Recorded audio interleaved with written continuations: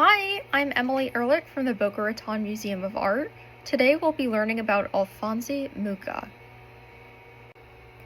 Line, shape, form, and design elevate art to a new plane. This Czech artist created art on the next level and spearheaded the Art Nouveau movement. His name was Alphonse Mucha. With every swirling vine, every elongated figure, every floral halo, Mucha transformed advertising into high art. This is the story of how one man's line reshaped beauty and echoed across cultures for more than a century and resonated to this day. The year is 1894. Paris is alive with cafe lights, cabarets, and revolution in the arts. Sarah Bernhardt, the most famous actress of her time, needs a poster for her new play. A last-minute commission lands in the hands of a relatively unknown illustrator, Alphonse Mucha. Ever the professional, he immediately creates Gismonda. The image is unlike anything Paris has seen, tall, ethereal, and serene. Bernhardt stands in flowing Byzantine robes. Behind her, an ornate halo of stylized leaves and a wash of soft, muted colors. Parisians are stunned. In a city of spectacle, Mucha's quiet intricacy steals the show at the beginning of the artistic movement Art Nouveau. Art Nouveau was characterized by sinuous curling lines, floral motifs, and eccentric design patterns that shine with theatricality. Some of its main forebears include Aubrey Beardsley, Henri de Toulouse-Lautrec, Gustave Moreau, and Gustav Klimt. At the heart of Mucha's work is one thing: line. He believed the line was sacred, not just a tool, but a language. His contours ebbed and flowed through graceful curls.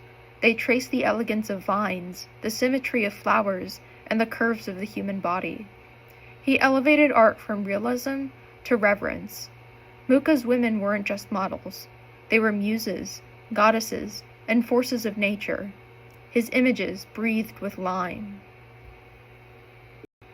Success followed. Mucha's style, often simply called Le Style Mucha, spread across Paris and beyond. He wasn't just making posters. He was designing perfume bottles, jewelry with Louis Comfort Tiffany, wallpaper with William Morris at the forefront of the arts and crafts movement, furniture, banknotes, and stained glass. His vision was total. Art should touch every part of life. In his later years, Mucha turned to his homeland. With the Slav epic, he painted massive murals telling the spiritual history of the Slavic people. Later, on a monumental scale, his line held its grace. Mucha's feminine divine rivaled the famous femme fatale that emerged during this moment in history. While the femme fatale aimed to rival male dominance, the feminine divine emphasized sexuality. His style remained universal, a meeting of folklore, spirituality, and the feminine divine. But Mucha's legacy didn't stay in Europe. While Japanese art made its way into Europe, Mucha's work spread back to Japan. Decades later, on the other side of the world, artists in Japan discovered something familiar in his work: the delicate line, the emphasis on emotion, the stylized beauty. Manga artists like Osamu Tezuka, known as the god of manga, and his successors shared Mucha's belief that the line could move you.